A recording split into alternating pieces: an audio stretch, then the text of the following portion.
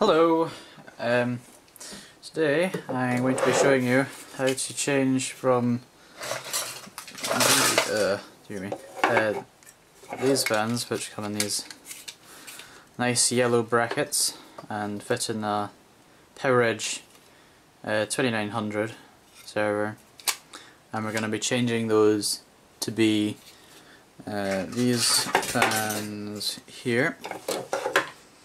So we're going to be putting them in the same case and ring that fits around there. Still fits in the same server, but means it doesn't kill your ears when you're sitting next to it, and actually means you can have it in your house without killing everything around you and yourself.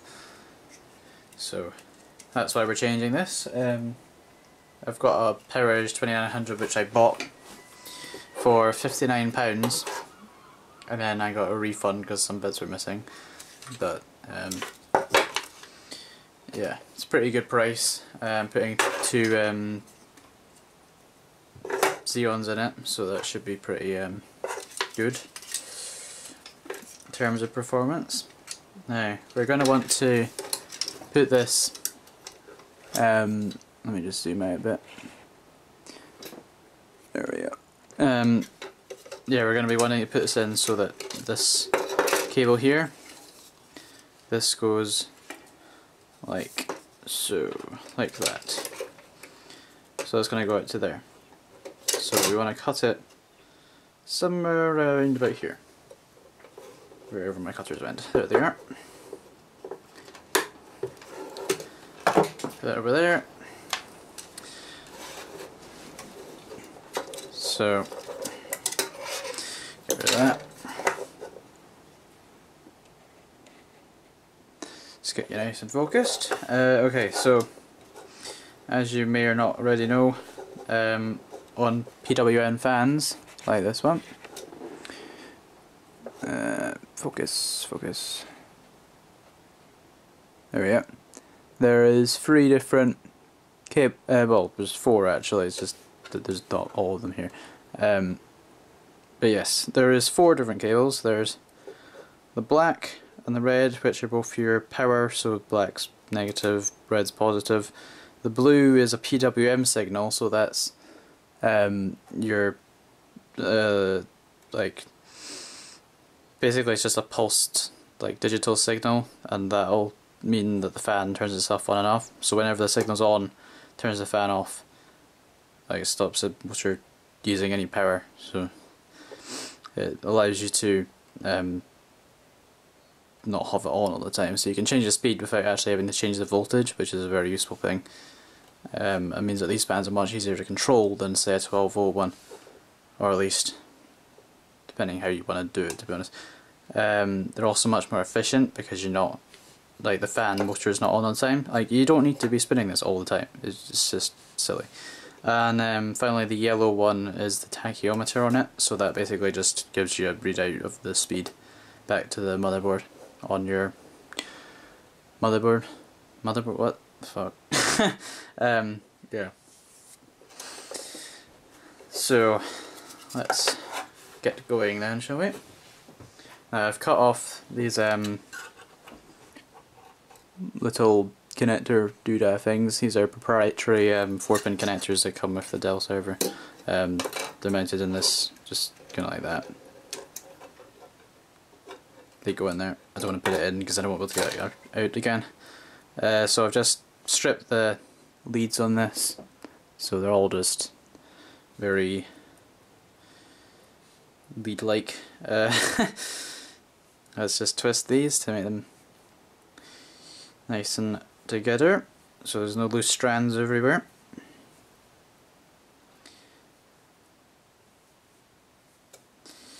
Twist them all up. Ow. Trying to stab yourself on it. There we go.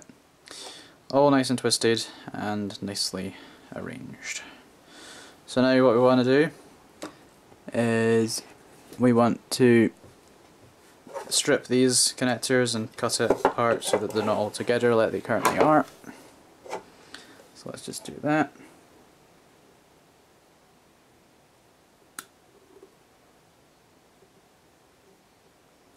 Now you can do this with your nails, but to be honest, it's easier just using some wire cutters.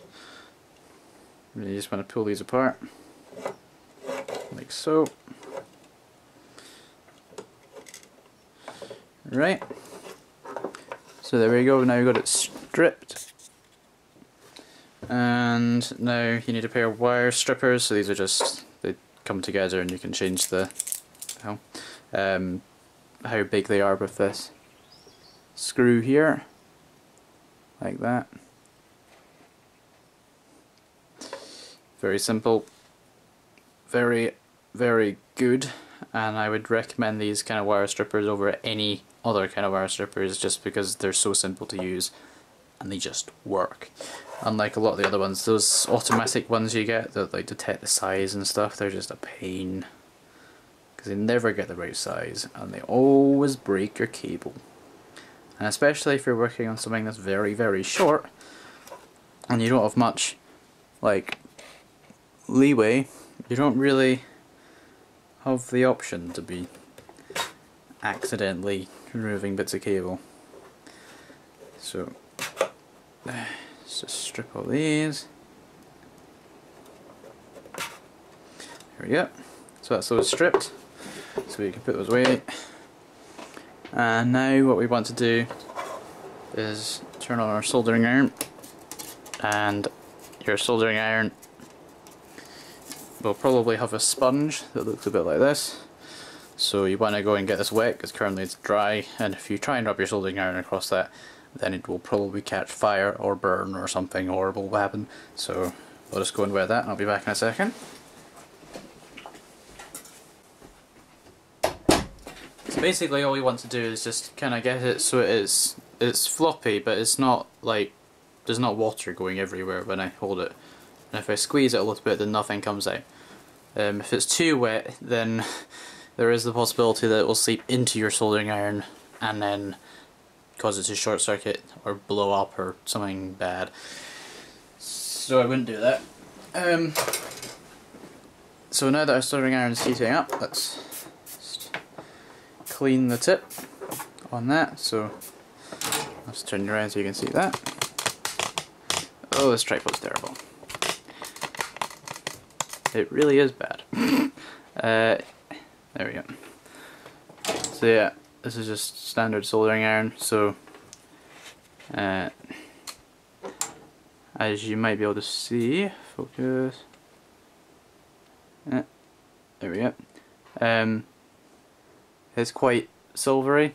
If you get a lot of solder on that, then it's going to start getting a bit horrible, and especially if you're using tool that has flux on it.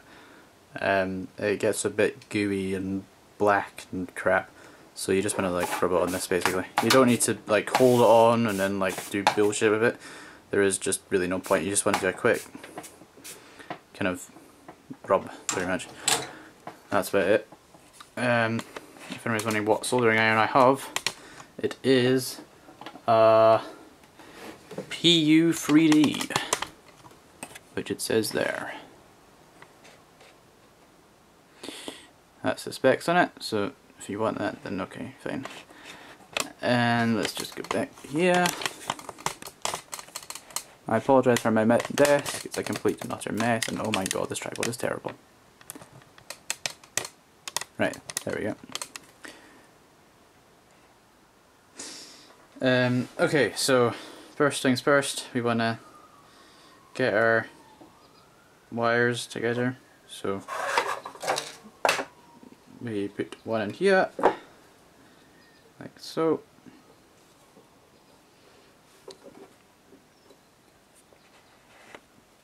And the other one in here. But before we do this, we have this nice stuff which is called heat shrink. So this stuff, basically, when you put a high heat next to it, it shrinks, hence the name heat shrink.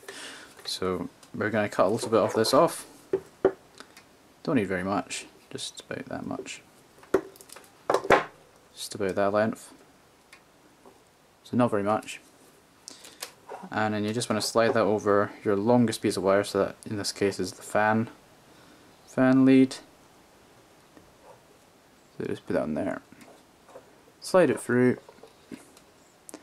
and that's it. So you've now got this bit of heat shrink there. And you just want to keep it as far down as possible, because otherwise what happens is you generally accidentally melt it, and then it just gets stuck, and then you're like, oh, and then you have to unsolder again, and then it's a pain in the arse. So basically, that's how to do that. Now, put this other wire here, and you just want to get it so that it's nice and flush. So the two wires are sort of parallel. It doesn't need to be very exact, but reasonably good. So that's about right, I'd say. So now we need to get some solder. So I've got, here's some solder.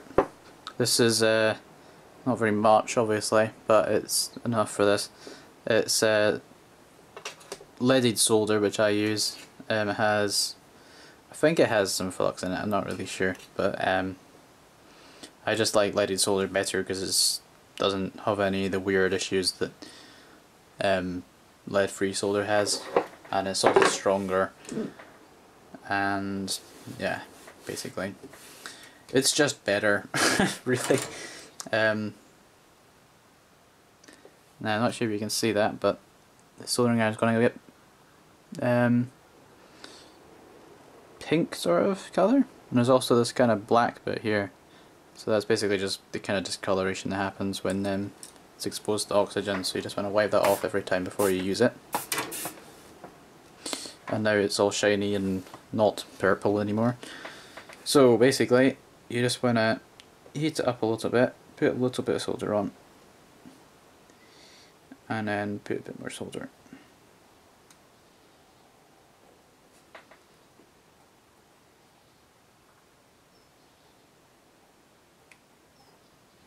There we go.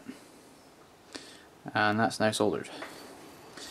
Did you see how much solder I used? I maybe used about that much solder. Very, very little solder. There's hardly anything on that. And the key with doing soldering is you want to use as little solder as absolutely possible. Because if you've got these huge big blobs of solder everywhere, then it makes a bit of a mess, and also means that your heat shrink, when you put it on, won't go over it. So you've got to try and make it as small as possible so that your heat shrink will go on it. And also, if you have this huge big joint there, then it's going to be very brittle and not going to be able to move. I mean, admittedly it isn't going to be able to move at the moment, but it makes it even more of a problem, really. So we just slide this over here, like so. And there we go, the heat shrink's in place. So now we just take our soldering iron and heat this. So the best way to do this is just to kind of put it with the edge there. You don't really want to put the tip of it at the end, because otherwise, if you do accidentally touch it, the tip of the soldering iron is then covered in plastic, which is a bit disgusting. So I wouldn't do that. But if you just bring it up slowly until it's tight on it, you need to go around every side like this. Generally you only need to do two sides if you're holding it like this, because the actual shape of your soldering iron in this case goes around about half of the heat shrink.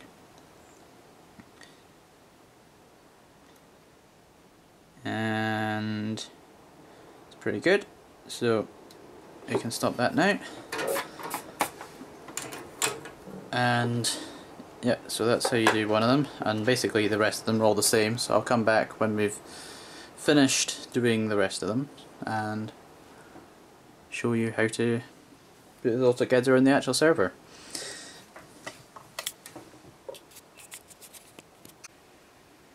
Okay, I've now finished the soldering, so there we go, we've got our, move this out of the way, 4 cables all nicely heat shrinked and soldered, connected to our nice 4-pin connector thing, and with our fan. So now we want to put it into our fan thing. So the best way to do this is you do this bit first, So this notch bit, this goes at the top like this, and you just slide it in and you just push it in like that. Well, when it wants to go in, that is. There we go. So now we just want to kind of pull these out of the way a bit, put them up there, and we want to make sure that this will fit. So it will fit. So we put these in here like that. We now just slide it in, something like that. And now you can see that these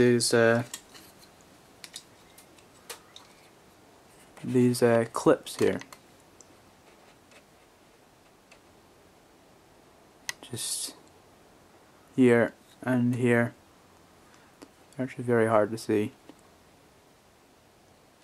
But yeah, there's two clips there, and there's two on the other side obviously as well. So you basically just want to push this down onto the clips like this. Just make sure they all click, and that looks good. And I've just realised something, that I've put the fan on upside down, so that's useful. So we're going to take this back off again, but this demonstrates how to take the fan off anyway.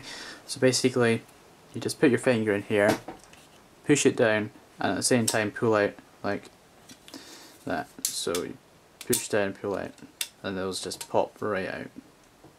Same here, although it's slightly difficult. Push down, pull out, and here,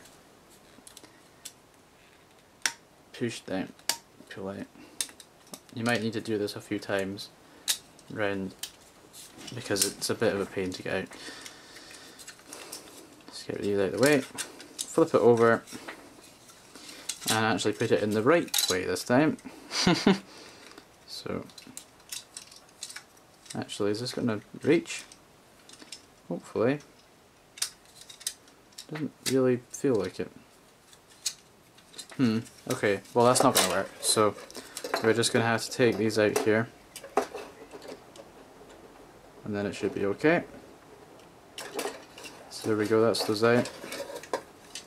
And now you just want to do what we were just doing, put it back in here, clip those bits back in again. They will go in, there we go. And that one, and there we go, that's it in. Not the prettiest job ever, but it does the job. That's all it's really for. So there we go. That's that fan changed over. There's two more fans I've got left, but I'm not going to do those at the moment.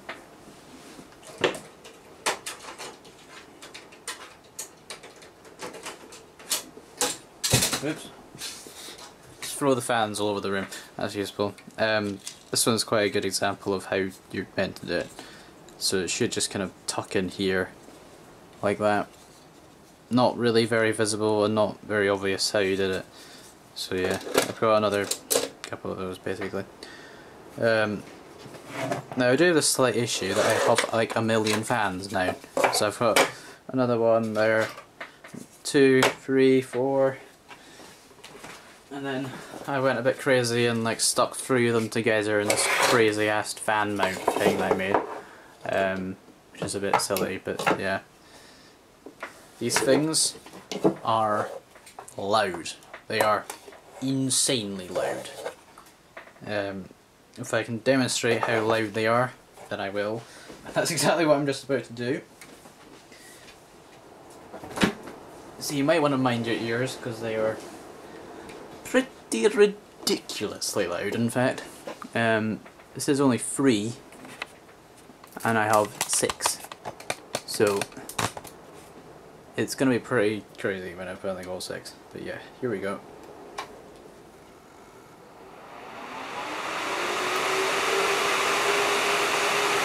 Pretty loud.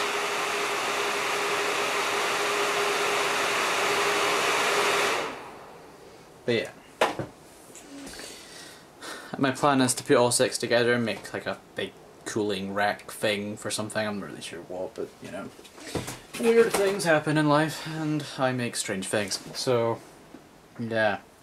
So now let's get back and let's show you how to put these fans into your case, and also how to take apart all of the cowls and fan things that are in it, because it's a bit complicated really, and rather hard to explain, to be honest. Not. It's very simple. 1 second.